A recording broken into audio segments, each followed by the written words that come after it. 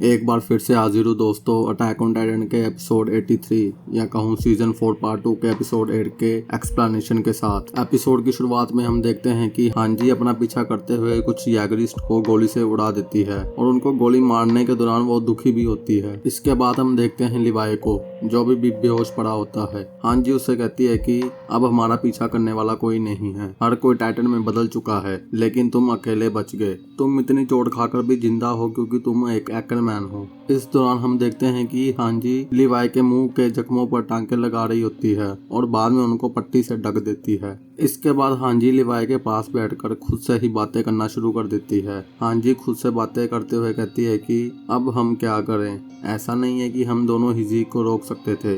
मान लो कि हम इसे केवल आर्मिन और कमांडर पिक्सिस पर छोड़ सकते हैं। भले ही एरन ने जी को धोखा दिया हो, लेकिन यागरिस्ट अभी भी इस द्वीप पर स्पाइनल फ्लूइड के साथ शासन करेंगे और हम जीवन भर इस आइलैंड पर भटकते रहेंगे। हांजी आगे कहती है कि मुझे लगता है कि शायद अब हमारी बारी है। हालांकि मुझे लगता है कि हम जो भी कर रहे हैं हम सही कर रहे हैं, पर शायद कुछ समय बाद हम खुद को जेल में पाएंगे। शायद हम दोनों को यहाँ पर बस साथ में रहना चाहिए। तुम्हें क्या लगता है लिवाई? खुद से बातें करते करते हांजी खुद को पाथ में पाती है। हम देखते हैं कि ये वही टाइम होता है जब एरन फाउंडिंग टाइटन की पावर का इस्तेमाल करके सभी एलियंस को मैसेज दे रहा होता है कि वो पूरी दुनिया को रंबलिंग द्वारा खत्म करने जा रहा है। और हम देखते हैं कि हमारा प्यारा लिवाई भी उठ चुका है। हांजी उसको लेट कर आराम करने के लिए कहती है। वो लिवाई को बताती है कि जीक यागरिस्ट के साथ सिंगाशीना की ओर चला गया था। तब से आधा दिन बीत चुका है, लेकिन हुआ क्या था? लिवाई उसको जवाब में कहता है कि यह सब मेरी गलती है, मैं नाकाम रहा, मैंने उसे फिर से दूर जाने दिया। हांजी उससे कहती है कि मुझे यकीन है कि तुम अपना बदला लेना चाहते हो, लेकिन अब हम क्या कर सकते हैं? लिवाई उसको कहता है कि अगर हम बस भाग जाएं और छुपते रहें तो हमारे पास क्या बचेगा। हांजी उससे आगे से कहती है कि तुमने मुझे खुद से बातें करते हुए सुन लिया था।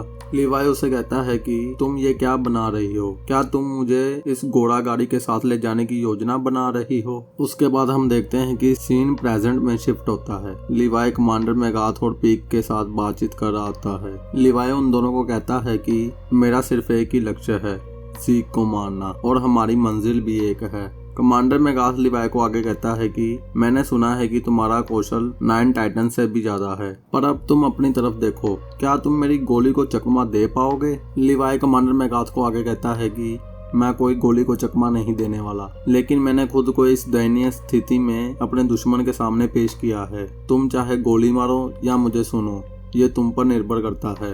कमांडर मेगाथ से आगे से कहता है कि फिर मैं शूट करने से पहले तुमसे कुछ पूछना चाहूंगा। तुमने कहा था कि तुम जी को मार डालोगे, लेकिन अभी वो कहाँ है? हांजी इसका जवाब देते हुए कहती है कि मेरा मानना है कि एरन ने उसको एब्जॉर्ब कर लिया है ताकि वो रॉयल ब्लड का इस्तेमाल कर सके, या मुझे कहना चाहिए कि फाउंडिंग टाइटन ने उसे एब्जॉर्ब कर लिया है। पीक उसे आगे से कहती है कि ऐसा लगता है कि प्रोफेसर हांजी आप टाइटन्स के बारे में सब कुछ जानती हैं, मार्ले से भी ज्यादा। क्या आपने अभी तक फाउंडिंग टाइटन को देखा है? हांजी उसको आगे से कहती है कि मुझे पता है कि वो अविश्वसनीय रूप से बड़ा है और फाउंडिंग टाइटन को हराना लगभग असंभव है, लेकिन यह हमें मिलकर करना चाहिए और हमें एक दूसरे का साथ देना चाहिए। इसके बाद आता है इस एपिसोड का ओपनिंग सॉन्ग और हम देखते हैं इस एपिसोड का नेम प्राइड। वीडियो में आगे बढ़ने से पहले एक खास बात, गुरु रात भर जाकर आपके लिए वीडियो बनाई है। अगर आपको मेरी ये मेहनत और वीडियो अच्छी लगी हो तो अपना सपोर्ट दिखाइए और चैनल को सब्सक्राइब कीजिए, मेरी मेहनत सफल हो जाएगी। चलिए जल्दी से वीडियो में आगे बढ़ते हैं। हम देखते हैं कि रंबलिंग अभी भी चालू है और रात हो चुकी है और हमें जीन, मिकासा, आनी और राइनर को दिखाया जाता है। किसी की आंखों में नींद नहीं होती सिवाय राइनर को छोड़कर, वो तो घोड़े बेचकर सोया है। और उसके बाद सीन शिफ्ट होता है। हम देखते हैं कि आर्मिन और गाबी सारी रात सफर करते हैं ताकि वो रागा को विलेज में जल्दी से जल्दी पहुंच जाएं। और इसके बाद हम देखते हैं कोनी और फाल्को को, वो जंगल में कैंप लगाकर आराम कर रहे होते हैं। फाल्को सोया होता है और कोनी बैठे बैठे खुद से ही बातें कर रहा होता है। फाल्को को मुझे अपनी माँ को खिलाने के लिए क्या करना चाहिए? क्या मुझे इसे बलपूर्वक करना चाहिए? अगर मैंने उसको घायल कर दिया और उसको यह एहसास दिला दिया कि उसके पास टाइटन की शक्ति है तो मेरे लिए सब कुछ खत्म हो जाएगा। मैं कोई गलती करने का जोखिम नहीं उठा सकता, मुझे एक अच्छा आइडिया सोचना होगा। कोनी आगे सोचता है कि फाल्को एक अच्छा लड़का है। जब मैंने उसे यहाँ डेरा डालने के लिए कहा था तो उसने मुझसे कुछ नहीं पूछा था। उसे तो मुझ पर और शक करना चाहिए था। क्या उसे सच में मुझ पर भरोसा है? ये सोचते सोचते कोनी और परेशान हो जाता है और वो कहता है कि मेरे जैसा लड़का धिक्कार है मुझ पर। साशा, क्या तुम समझ रही हो कि मुझे कैसा लग रहा है? इसके बाद सीन शिफ्ट होता है। कोनी और फाल्को रागाको विलेज में पहुंच जाते हैं। फाल्को कोनी से कहता है कि मुझे लगा था कि हम हॉस्पिटल जा रहे हैं, पर हम एक उजड़े गांव में क्यों हैं? कोनी उसे आगे कहता है कि यहाँ कुछ दिलचस्प है, इसलिए मैं इसे तुम्हें दिखाना चाहता हूँ। और वो एक घर के सामने पहुँच जाते हैं जो एक बड़े से कपड़े में ढका होता है। फाल्को कोनी से कहता है कि क्या ये रागाको विलेज है? कोनी ये सुनकर हैरान हो जाता है। वो फाल्को से पूछता है कि तुम ये सब कैसे जानते हो? फाल्को उसे आगे बताता है कि कल रात मैंने तुम्हें अपने आप से बातें करते सुन लिया था। साशा, वो तुम्हारी दोस्त थी जिसे गाबी ने गोली मार दी थी, है ना? हालांकि तुम जानते थे कि मैं कौन हूँ और तुमने नाटक किया कि तुम मुझे नहीं जानते और मुझे यहाँ ले आए। ऐसा क्यों किया तुमने? क्या तुम मुझसे बदला लेना चाहते हो? कोनी उसे आगे कहता है कि नहीं, और यही कहते हुए वो उस बड़े से कपड़े को हटा देता है और सामने का नजारा देखकर फाल्को हक्का बक्का रह जाता है। वो देखता है कोनी की माँ को जो टाइटन के रूम में पड़ी होती है। कोनी उसे कहता है कि चिंता मत करो, वो हिल नहीं सकती, वो सालों से ऐसी ही है। फाल्को से कहता है कि मुझे यह दिखाकर तुम क्या करने का इरादा रखते हो? फाल्को के ऐसा पूछने से कुछ देर के लिए खामोशी सी हो जाती है और दोनों एक दूसरे को बस क्रीपी वे में देखते रहते हैं। और तभी कोनी अजीब सा और क्रीपी सा चेहरा बनाकर फाल्को से कहता है कि मैं चाहता हूँ कि तुम उसके दांत साफ करने में मेरी मदद करो। इस सीजन में हमें कई कैरेक्टर्स के क्रीपी और अजीब चेहरे देखने को मिले हैं। इससे पहले हमने येलेना का भी चेहरा देखा था, आपको याद ही होगा। खैर छोड़ो, हम आगे बढ़ते हैं। कोनी फाल्को से उस टाइटन के दांत साफ करने में मदद करने के लिए कहता है और वो आगे कहता है कि ऐसा कुछ तुम्हें अनुभव करने को पहले नहीं मिला होगा। तुमको बस उस बीम पर चढ़कर उसके ऊपरी दांतों को इस ब्रश से रगड़ना है। तुम इसे कर सकते हो, है ना? फाल्को उसे आगे से हाँ कह ही रहा होता है कि पीछे से गाबी उसको आवाज देती है कि फाल्को उससे दूर हो जाओ, और फाल्को पीछे गाबी को देखकर हैरान हो जाता है। गाबी उसको कहती है कि वो तुमको उस टाइटन को खिलाने की कोशिश कर रहा है। तभी कोनी अपना ब्लेड निकालकर फाल्को को पकड़ लेता है और उसकी गर्दन पर अपना ब्लेड रखकर सभी को दूर रहने के लिए कहता है। आर्मिन भी उसे रोकने की कोशिश करता है, लेकिन कोनी कहता है कि मैं किसी की नहीं सुनूंगा। गाबी फाल्को से कहती है कि वो अपनी जो टाइटन की पावर का इस्तेमाल करे। फाल्को गाबी को आगे बड़ी हैरानी से कहता है कि जो टाइटन की शक्ति? मिस्टर गालियार्ड के साथ क्या हुआ? और तभी हम देखते हैं कि कोनी फाल्को को लेकर सीढ़ी से ऊपर चढ़ने लगता है। आर्मिन जल्दी से अपने 3D मैनुअल गियर का इस्तेमाल करके उस पिलर पर जाकर खड़ा हो जाता है, जिसके बिल्कुल नीचे कोनी की माँ का टाइटन मुंह खोलकर लेटा होता है। कोनी आर्मिन से कहता है कि तुम क्या करने की योजना बना रहे हो? तुम क्या करने वाले हो? आर्मिन उसे कहता है कि मैं कुछ नहीं बताऊंगा, मैं अपनी बात तुम्हें करके दिखाऊंगा। और तभी आर्मिन उस टाइटन के मुंह में छलांग लगा देता है। आर्मिन का काम तमाम होने ही वाला होता है कि कोनी की इंसानियत जाग जाती है। वो फाल्को को वहीं छोड़कर आर्मिन को बचा लेता है और आर्मिन बस बाल बाल बचता है। इसके बाद सीन शिफ्ट होता है। हम देखते हैं कि फाल्को को सभी बातें गाबी द्वारा बता दी जाती हैं और वो अपने बड़े भाई कोल्ट के बारे में सुनकर रो रहा होता है। और उधर हम देखते हैं कि कोनी और आर्मिन भी दोनों एक साथ बैठे होते हैं। कोनी आर्मिन से कहता है कि अगर मैंने तुम्हें नहीं बचाया होता तो तुम क्या करते? आर्मिन उसे आगे कहता है तो तुम्हारी माँ फिर से इंसान बन जाती और वो कोलोसल टाइटन बन जाती। कोनी उसे कहता है कि कोलोसल टाइटन का उत्तराधिकारी होना यह तो उसे और अधिक पीड़ित करने वाली बात होती। मेरी माँ ने मुझे एक अच्छा सिपाही बनने के लिए विदा किया था और उनका बेटा एक बच्चे और अपने ही दोस्त को मारने के इतने करीब था। मैं इस तरह का सिपाही बन गया हूँ।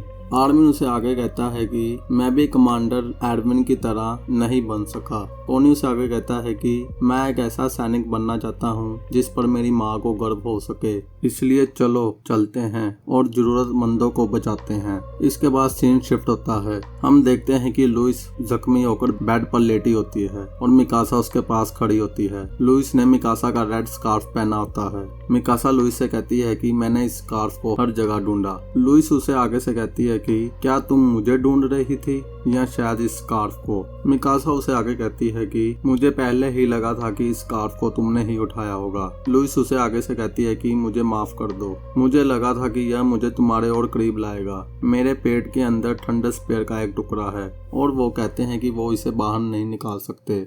यह अफसोस की बात है कि मुझे वो मुक्त दुनिया कभी देखने को नहीं मिलेगी जो एरन ने बनाई है। मुझे थोड़ी देर के लिए मिस्टर यैगर से बात करने का मौका मिला था और वो आपके बारे में था। लुइस आगे कहती है कि एरन चाहता था कि मैं इस स्कार्फ को फेंक दूं और मैं नहीं चाहती थी कि इस स्कार्फ को मैं कूड़े में फेंक दूं, इसलिए मैंने इसे उठा लिया। यह सुनकर मिकासा उसे अपना स्कार्फ मांगती है और स्कार्फ लेकर वहां से जाने लगती है। लुइस उसे पीछे से कहती है कि मैं सैनिक बनी क्योंकि मैं तुम्हें पसंद करती थी और मुझे इसका कोई पछतावा नहीं है।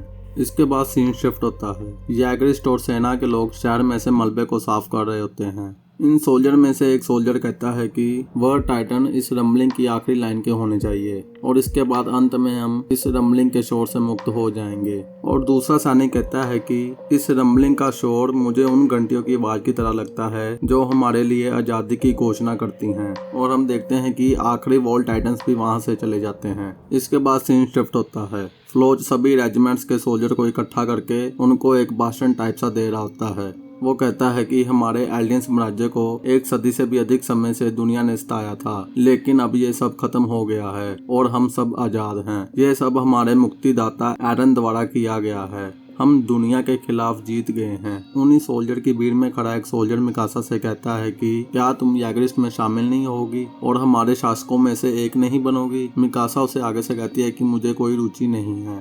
वो सोल्जर आगे से मिकासा को कहता है कि लेकिन मुझे लगता है कि जीन इसके लिए तैयार है। इसके बाद सीन शिफ्ट होता है। पैराडाइज आइलैंड में लोग जश्न मना रहे होते हैं और एक दूसरे के साथ जाम से जाम टकरा रहे होते हैं और वो कह रहे होते हैं कि मैं इस जाम को एरन को समर्पित करता हूँ। हर तरफ जश्न का माहौल होता है। हम देखते हैं कि गोर्नी, आर्मिन, फाल्को और गाबी हाथ में खाने पीने का सामान पकड़कर बाजार में चल रहे होते हैं। आर्मिन सबसे कहता है कि हमें जल्दी करनी चाहिए और राइनर के स्थान पर पहुंचना चाहिए। गाबी उसे आगे से कहती है कि वो 2 या 3 दिनों के लिए कोमा में रहेगा, इसलिए तुम चिंता ना करो। फाल्को कोनी से पूछता है कि क्या हमें यहाँ पर वाकई ऐसे घूम फिर कर खाना पीना चाहिए। कोनी उसे आगे से कहता है कि हमें पहले अपना पेट भरना होगा और सभी खाने के लिए एक टेबल पर बैठ जाते हैं। हम व्यूवर्स देखते हैं कि आर्मिन की साइड में ही एनी भी बैठी होती है जिसने सर पर हुड पहना होता है और वो भी दबादब खा रही होती है। कोनी आर्मिन से कहता है कि तुम इसके बारे में इतना श्योर कैसे हो आर्मिन। आर्मिन उसको कहता है कि यदि सभी हार्निंग खत्म हो गई है तो एनी की भी हार्निंग अब तक खत्म हो चुकी होगी। और ये सुनकर एनी के गले में पाए का एक टुकड़ा फंस जाता है और तभी सबका ध्यान एनी की ओर जाता है। एनी को पाए खाता देख कोनी उस पर जोर जोर से हंसने लगता है और कहने लगता है कि एनी एक पाई खा रही है, क्या घटिया तरीका है पाई खाने का। आर्मिन उसे रोकता है और उसको कहता है कि उसने 4 साल से कुछ नहीं खाया। सीन शिफ्ट होता है। हम देखते हैं हिच को जिसके हाथ में पाई होती है। वो असल में एनी के लिए पाई लेने गई होती है, लेकिन जब वो वापस आती है तो वो एनी वहाँ पर नहीं होती और वो देखती है कि एक मग के नीचे उसके लिए चिट्ठी पड़ी होती है। उस चिट्ठी में एनी द्वारा हिच के लिए मैसेज होता है। उस चिट्ठी में लिखा होता है कि डियर हिच, मैं आर्मिन और कोनी से मिल गई हूँ, इसलिए मैंने उनके साथ जाने का फैसला किया है। तुम्हें दी गई परेशानी के लिए मुझे खेद है। इन 4 वर्षों में मुझसे बात करने के लिए धन्यवाद और अलविदा। इसके बाद सीन शिफ्ट होता है। हम देखते हैं कि जैगरिस्ट और न्याकापोन और येलिना को घेर कर बैठे होते हैं और वो इन दोनों को मारने वाले होते हैं। फ्लो सबसे कहता है कि आज यहाँ पर सबका इकट्ठे होने के लिए धन्यवाद। हम इन 2 गद्दारों को आज सजा देने के लिए इकट्ठा हुए हैं जिसने एल्डियन साम्राज्य के खिलाफ जाने की हिम्मत की है। हम जैगरिस्ट एरन की इच्छाओं को धारण करेंगे और इस दुनिया पर राज करेंगे और पैराडाइज आइलैंड पर भी हमारे शासन की घोषणा करेंगे। फ्लोच आगे कहता है कि इस अपराधी का नाम है येलिना। इसने मानले के खिलाफ विद्रोह किया और अपने मकसद के लिए एल्डियन साम्राज्य का समर्थन किया। इसका लक्ष्य था फाउंडिंग टाइटन की शक्ति को जीक को सौंपना और उसकी यूथेनाइज प्लान को साकार करना और इस प्रकार हर एक एल्डियन को अस्तित्व से मिटा देना। अंत में यह एक गंदी मार्लियन ही है। एरन ने जी को हरा दिया और उसकी योजना को रोक दिया। फ्लोच आगे कहता है कि इस अपराधी ने हमेशा जी के वफादार सेवक के रूप में काम किया है। मरो तुम और नरक में जाओ जहां से तुम आई हो येलिना। फ्लोच येलिना से उसके आखिरी वर्ड्स पूछता है। येलिना उसे आगे से कहती है कि तुमने अभी तक गोली नहीं चलाई। यह सुनकर सभी जैगरिस्ट उस पर चिल्लाने लगते हैं और उसको गोली मारने के लिए कहने लगते हैं, लेकिन फ्लोच कहता है कि मैं अभी इस पर गोली नहीं चला रहा हूँ और वो ओन्याकापोन की तरफ बढ़ता है। फ्लोच कहता है कि इस अपराधी का नाम ओन्याकापोन है। ये यूथेनाइज प्लान से अनजान था और इसने एल्डिया के लिए अच्छा काम किया है। यदि ये समय पर अपना विचार बदल लेता है तो हम इसे जिंदा छोड़ सकते हैं। ये सुनकर न्याकापोन चिल्लाकर कहता है कि मैंने अपनी मातृभूमि को माले से बचाने के लिए एल्डिया की सहायता की थी और इसका परिणाम क्या निकला। मेरी तो मातृभूमि को पैरों तले रोन दिया जाएगा और मेरे सारे परिवार को खत्म कर दिया जाएगा। यहाँ पर सिर्फ वही बचेंगे जो केवल एक दयनीय जेनोफोबिक बदमाशों का एक समूह होंगे।